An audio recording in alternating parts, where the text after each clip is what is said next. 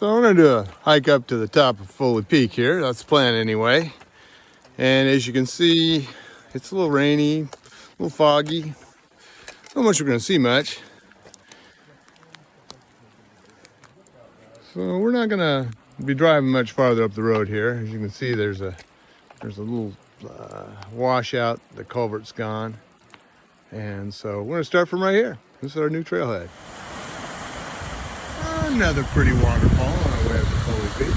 All right, here we have, going on our trip up to Foley Peak, we've got another couple of waterfalls, this time right next to each other.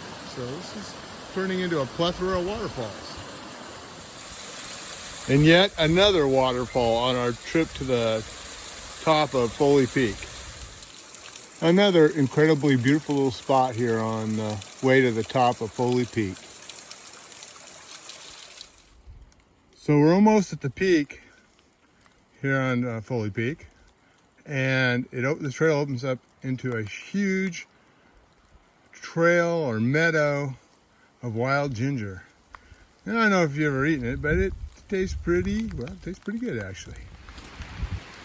Well, we're getting ready here to peek back old Foley Peak, and this is the remains of the old lookout. And we're about ready to set foot on the tall spot, and as you can see, it's pretty foggy and pretty windy. Probably not going to see much, but we can say we've been to the top of Foley Peak, and maybe that's enough. And anyway, good hike. So there's a set of bed springs up here at the top of Foley Peak. I guess if I get tired enough, I can take a nap.